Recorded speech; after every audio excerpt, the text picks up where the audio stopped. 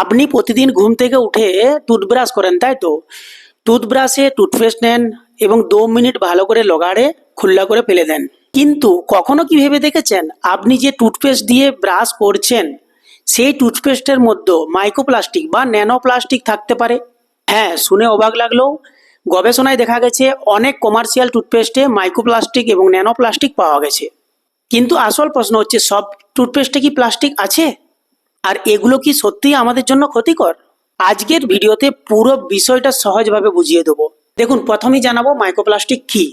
দেখুন, মাইক্রোপ্লাস্টিক হচ্ছে একদম অতি ক্ষুদ্র প্লাস্টিকের কণা, যেগুলো খালি চোখে দেখা যায় না। আর তার থেকেও ছোট একটা কণা থাকে যেটা ন্যানো প্লাস্টিক। ঠিক আছে, তো এগুলো আমাদের শরীরে গেলে অনেক ক্ষতি করে।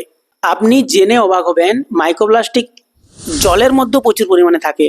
আমেরিকার মতো ইউনিভার্সিটিতে গবেষণা করে দেখা গেছে 2.4 লাখ পর্যন্ত 1 লিটার বোতলে মাইক্রোপ্লাস্টিক আছে। অনেক খাবারে মাইক্রোপ্লাস্টিক পাওয়া যায়, যে কন্টেনারে করে, যেমন আপনি বিরিয়ানি বা কোনো খাবার প্লাস্টিকে প্যাক করছেন, প্রচুর পরিমাণে মাইক্রোপ্লাস্টিক সেখানে চলে যায়। বোতলের মধ্যে, প্লাস্টিক বোতলের মধ্যে পুরো ক্লিয়ার লেখা আছে যে ডাইরেক্ট সানলাইটের মধ্যে রাখা চলবে না, কিন্তু আপনি দেখবেন অনেক দোকানেই বাইরে রোদের মধ্যে থাকে, প্রচুর পরিমাণে মাইক্রোপ্লাস্টিক অ্যাড হয় ওখানে। তো মাইক্রোপ্লাস্টিক আমাদের শরীরের মধ্যে প্রচুর পরিমাণে যায়। এখনকার দিনে এমন অবস্থা, হাওয়াতেও প্রচুর পরিমাণে মাইক্রোপ্লাস্টিক, যেটা আমাদের নাকের মধ্যে দিয়ে শরীরের মধ্যে যাচ্ছে। তাহলে কি টুথপেস্টে মাইক্রোপ্লাস্টিক পাওয়া গেছে? 2023 সালের সিস্টেমেটিক রিভিউতে দেখা গেছে গবেষণার পর অনেক টুথপেস্টে মাইক্রোপ্লাস্টিক পাওয়া গেছে।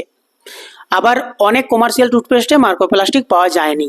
অর্থাৎ খুব গুরুত্বপূর্ণ বিষয় হলো, সব টুথপেস্টে মাইক্রোপ্লাস্টিক নেই। প্রোডাক্ট, কান্ট্রি এবং ফর্মুলেশন অনুযায়ী ব্যাপারটা আলাদা হতে পারে। আপনি যদি আমার ভিডিও দেখেন, আমি আগেও বলে রেখেছি টুথপেস্টে ব্রাশ করা চলবে না। ঠিক আছে, আপনি যদি টুথপেস্টে ব্রাশ করতে চান করুন, সপ্তাহে 2 দিন বা 3 দিন, বাকি 3 থেকে 4 দিন আপনি নিম দাঁতন ব্যবহার করুন। এরকমভাবে নিম দাঁতনটা আপনি কি করবেন দেখুন, সহজভাবে আমি বুঝিয়ে দিচ্ছি। নিম গাছের ডালটা প্রথমে ভাঙবেন, ভাঙার পরে আপনাদের যদি তিতো লাগে সেই ক্ষেত্রে করবেন না, যদি আপনাদের তিতোটা অভ্যাস থাকে তাহলে কোনো অসুবিধা নেই। প্রথমে আপনি দাঁতনটা ভাঙবেন এবং উপরের স্তরটাকে ছাড়িয়ে নেবেন। উপরের স্তরটা ছাড়ানোর পর সেটাকে দাঁতে করে ভালো করে চিবাবেন, চিবানোর পরে ব্যবহার করবেন, দেখবেন আপনার এক টোনও তিতো লাগবে না। আপনি একবার করে দেখুন, আপনি এটা আপনার অনেক উপকার পাবেন। টুথপেস্টে মাইক্রোপ্লাস্টিক দেখে সবাই অবাক হয়ে যাচ্ছে, যে জল খাচ্ছে সেটাতে কত মাইক্রোপ্লাস্টিক, খাবার খাচ্ছে সবেতেই মাইক্রোপ্লাস্টিক। আপনাকে সেই সব জায়গায় ধ্যান দিতে হবে। আপনি কলগেটের মাইক্রোপ্লাস্টিক থেকেও অনেক রকমের ডেঞ্জার জিনিস পাওয়া যায়, যেগুলো একদম ক্যান্সারের সাথে লিঙ্ক, ক্যান্সার হয়। আপনি প্রতিদিন সকালে উঠে ক্যান্সার টেস্ট করছেন।